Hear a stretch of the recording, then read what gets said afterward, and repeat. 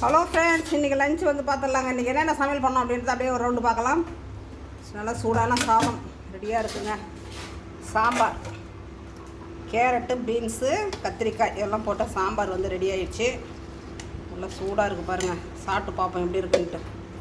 அடுத்தது வந்து ரசம், அடுத்தது வந்து பீட்ரூட் பொரியல், கொத்தவரங்காய் பொரியல், இது உருளைக்கிழங்கு பொரியல். ஏன்னா ஒரு தூரம் தர்மலிங்கத்துக்கு மற்ற பொரியல் பிடிக்காதான், அதனால் அந்த தர்மலிங்கத்துக்கு இந்த பொரியல் மட்டும் இப்படி எடுத்து போடுறேங்க. லாஸ்ட்டாக வந்து வத்தலுங்க, நம்ம வீட்டிலே போட்டால் முறுக்கு வத்தல் டேஸ்ட்டு சூப்பராக இருக்கும். இன்றைக்கி நம்புறதுக்கு முன்னே எல்லாத்தையும் ஸ்நாக்ஸ் தின்னுடும் அளவு போல இருக்குது.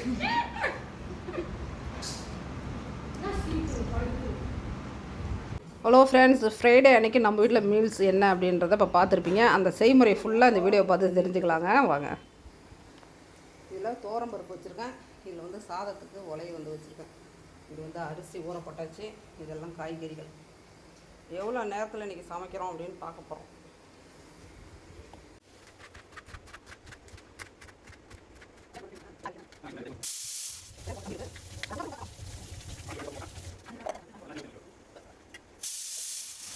வேக வச்சுக்கலாம்.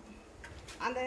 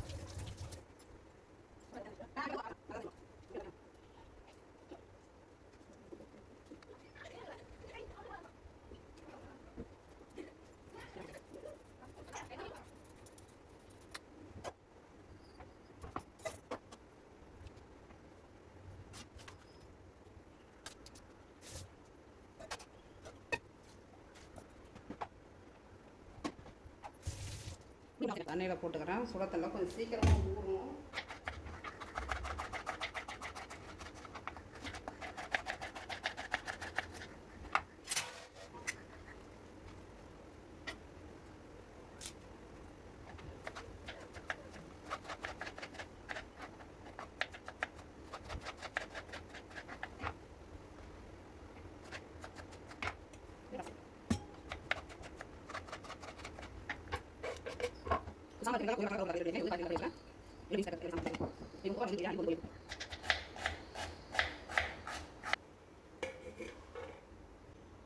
கொத்தரங்காய் பொரியலுக்கு வெங்காயமும் வைக்கலாம்.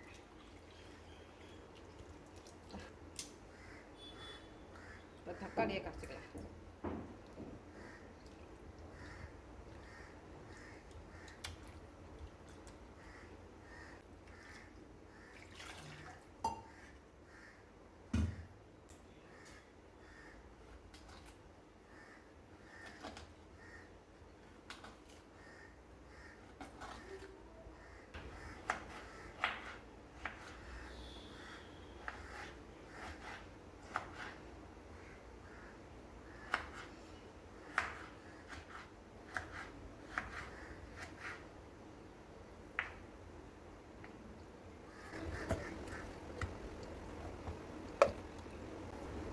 பொரியலுக்கு தேங்காய் வந்து திருவி எடுத்து வச்சாச்சுங்க. பொரியல் செய்யும்போது இது கடைசியாக போட்டுக்கலாம்.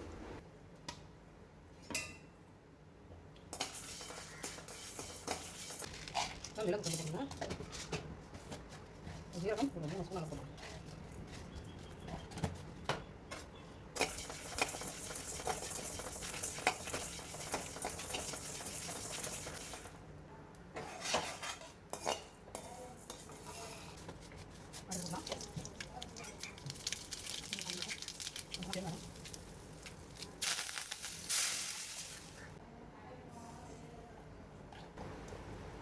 பூண்டு,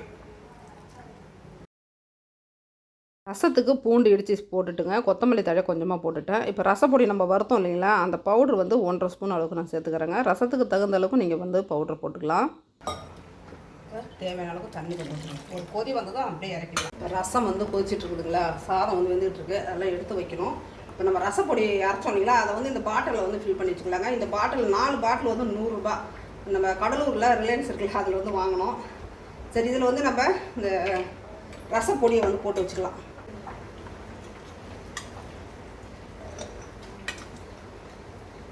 இதை நம்ம ஒரு 10 நாளைக்கு ரசம் வைக்கிறதுக்கு யூஸ் பண்ணிக்கலாங்க. நிறைய குவான்டிட்டியில் அரைச்சி வச்சாலும் அதனுடைய வாசனை போயிடும். அதனால் கொஞ்சம் கொஞ்சமாக இந்த மாதிரி வறுத்து நுணுக்கி வச்சுக்கிட்டோம்னா நம்ம அர்ஜென்ட்டுக்கு வந்து யூஸ் பண்ணிக்கலாம்.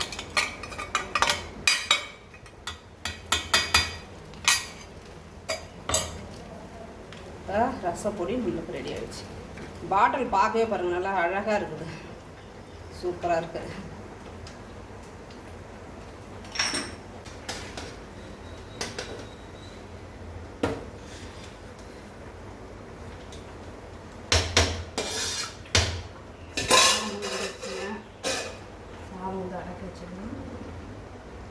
நம்ம ரசமும் நல்லா கொதி வந்துருச்சு.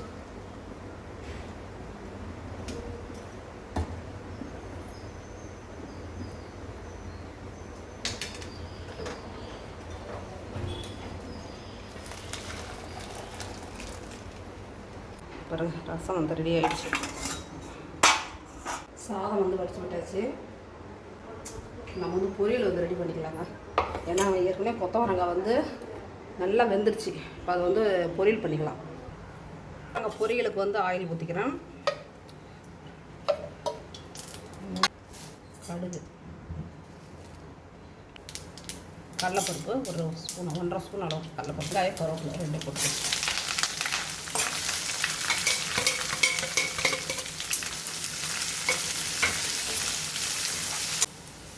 வேக வைத்து கொத்தவரங்காய்.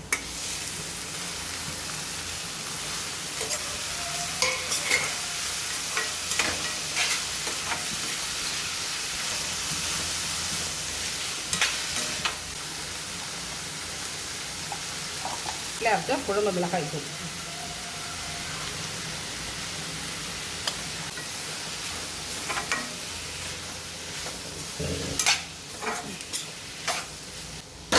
நல்லவா. பொரியலை வந்து அந்த ஸ்டவ்வில் வச்சாச்சு. இப்போ இது வந்து சாம்பாருக்கு தாளிப்பு கொடுத்துக்கலாம்.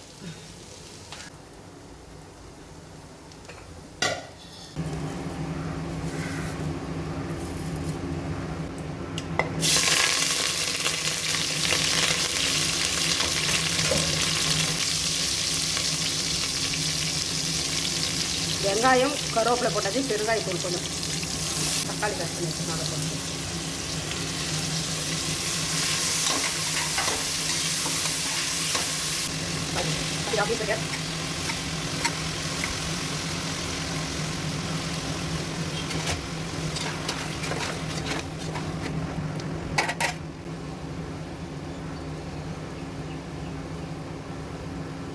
தேங்காய் திருவல் போட்டாச்சு பொரியலுக்குங்க, கொத்தவரங்காய் பொரியலுக்கு.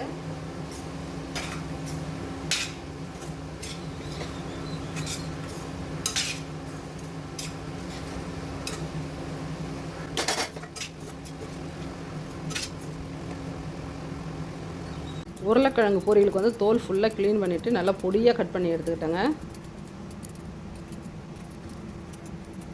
இந்த மெத்தடில் நீங்கள் வந்து உருளைக்கிழங்கு பொரியல் செய்யுங்க, டேஸ்ட் வந்து ரொம்ப நல்லாயிருக்கும். அதனால தான் எங்கள் வீட்டில் இருக்கக்கூடிய ஒரு குட்டி பையனுக்கு இது வந்து ரொம்ப பிடிச்ச ஃபேவரேட் ஃபுட்டுன்னு சொல்லி எனக்கு உருளைக்கிழங்கு செஞ்சிங்கன்னா மட்டும்தான் நான் சாப்பிடுவேன் அப்படின்ட்டான். அவனுக்காக தான் இந்த 2 உருளைக்கிழங்கு வந்து கட் பண்ணி பொரியல் பண்ணேங்க.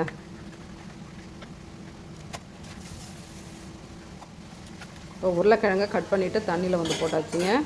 கொத்தவரங்காய் பொரியலும் நல்லா வெந்துடுச்சு. அதை வந்து வேறு கிண்ணத்தில் மாற்றி எடுத்து வைக்கணும். இப்போ சாம்பாருக்கு வந்து துவரம்பருப்பு வந்து வேக வச்சோம் இல்லைங்களா, அதிலே நான் உப்பு வந்து சேர்த்து தான் வேக வச்சேன். அதை நல்லா பருப்பை நல்லா கடைஞ்சி விட்டுட்டு வீட்டிலே நம்ம அரைச்ச மிளகாய் தூள் இருக்கு இல்லைங்களா, அது நம்மளுக்கு காரம் எந்த அளவுக்கு தேவையோ அந்த அளவுக்கு நீங்கள் சேர்த்துக்குங்க. நான் வந்து 2 ஸ்பூன் அளவுக்கு சேர்த்துருக்கேன். இது சாம்பார் பொடிங்க, ஆச்சி சாம்பார் பொடி கடைஞ்சி இல்லைங்களா, அதுவும் 2 ஸ்பூன் அளவுக்கு சேர்த்துங்க அப்படின்னா சாம்பார் வந்து நல்லாயிருக்கும். இப்போ காயெல்லாம் நல்லா வதங்கிடுச்சு. அதில் வந்து நம்ம கரைச்சி வச்சு இந்த பருப்பு அதில் சேர்த்து நல்லா கலந்து விட்டுருலாம். இப்போ சாம்பாருக்கு புளி கரைச்சி ஊற்றணுங்க. அது ஒரு சின்ன நெல்லிக்காய் சைஸ் அளவுக்கு புளி ஊற வச்சு ஒரு 5 கொதி வந்ததுக்கு பிறகு நம்ம புளி கரைசலையும் சேர்த்துட்டு கொத்தமல்லி தழை தூவி இறக்கணும் அப்படின்னா நமக்கு சாம்பாரும் ரெடி.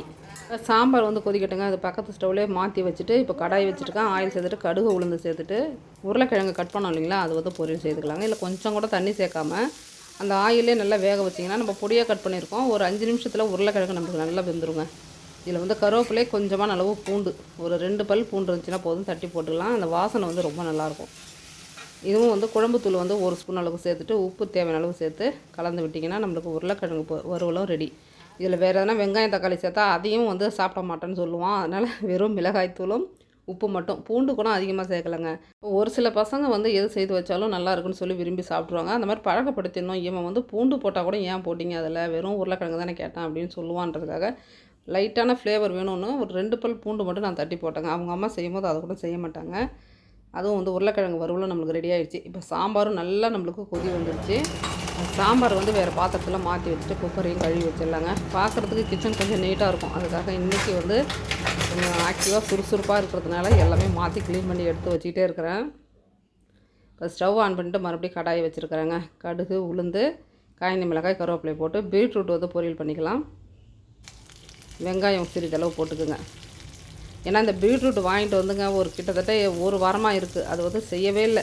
அதை தோலை உரிச்சிட்டு அதை கட் பண்ணுறதுக்கு சோம்பேறித்தனம், சாப்பிடவும் மாட்டேன்னு சொல்லுவாங்க. அதனால் இன்றைக்கி என்ன செய்வீங்களோ தெரியாது, சாப்பிட்டே ஆகணும் அப்படின்னு சொல்லிட்டு தான் வாழைக்காய் உருளைக்கிழங்கெல்லாம் ஓரங்கட்டி வச்சுட்டு இன்றைக்கி இந்த காய்கறி எல்லாம் செஞ்சாச்சுங்க. வாங்கிட்டு வந்த பொருளை வீணாக்கக்கூடாது இல்லையா, இதுவும் உடம்புக்கு ஹெல்த்து அப்படின்னு சொல்லி நான் சாப்பிட்ற டேஸ்ட்டில் உங்களுக்கு செஞ்சு தரேன், நீங்கள் சாப்பிடுங்கன்னு சொல்லி இன்றைக்கி வந்து பீட்ரூட் பொரியல் வந்து ரெடி பண்ணி கொடுத்தேன். நல்லா வெந்துருச்சு காய். தேங்காய் துருவல் சேர்த்துட்டு கொஞ்சமாக சர்க்கரை சேர்த்து நான் எப்போவுமே செய்வேங்க. சாப்பிட்றதுக்கு ரொம்ப நல்லாயிருக்கும். சர்க்கரை சேர்த்தா பிடிக்காது அப்படின்றவங்க மட்டும் நீங்கள் வந்து அதை ஸ்கிப் பண்ணிவிட்டு நீங்கள் இந்த மாதிரி மெத்தடில் செஞ்சு கூட சாப்பிடுங்க. எங்களுக்கு கொஞ்சம் சர்க்கரை சேர்த்தா நல்லாயிருக்கும் அப்படின்னால ஒரு 2 ஸ்பூன் அளவுக்கு சர்க்கரை சேர்த்து கலந்து வச்சு பொரியல் வந்து இறக்கியாச்சு. போதும் பீட்ரூட் பொரியல்னா அப்படின்னா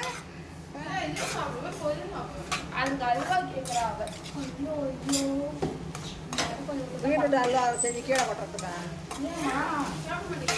நீ சாப்பிட மாட்டேன். வைக்கிற வேண்டியதுதான். காய் நல்லா வெந்துடுச்சு. என்னென்ன ரெசிபி அப்படின்றத அப்படியே ஒரு ரவுண்டு பார்த்துடலாம். ஹலோ ஃப்ரெண்ட்ஸ், இன்றைக்கி லஞ்ச் வந்து பார்த்துடலாங்க. இன்றைக்கி என்னென்ன சமையல் பண்ணோம் அப்படின்றத அப்படியே ஒரு ரவுண்டு பார்க்கலாம். நல்லா சூடான சாதம் ரெடியாக இருக்குங்க. சாம்பார், கேரட்டு, பீன்ஸு, கத்திரிக்காய் எல்லாம் போட்ட சாம்பார் வந்து ரெடி ஆகிடுச்சு. நல்லா சூடாக இருக்குது பாருங்கள். சாப்பிட்டு பார்ப்போம் எப்படி இருக்குன்ட்டு. அடுத்தது வந்து ரசம், அடுத்தது வந்து பீட்ரூட் பொரியல், கொத்தவரங்காய் பொரியல், இது உருளைக்கிழங்கு பொரியல். ஏன்னா ஒரு தூரம் தர்மலிங்கத்துக்கு மற்ற பொரியல் பிடிக்காதான், அதனால் அந்த தர்மலிங்கத்துக்கு இந்த பொரியல் மட்டும் இப்படி எடுத்து போடுறேங்க. லாஸ்ட்டாக வந்து வத்தலுங்க, நம்ம வீட்டிலே போட்டால் முறுக்கு வத்தல் டேஸ்ட்டு சூப்பராக இருக்கும். இன்றைக்கி நம்ம வீட்டில் லஞ்ச் ரெசிபி இது தாங்க.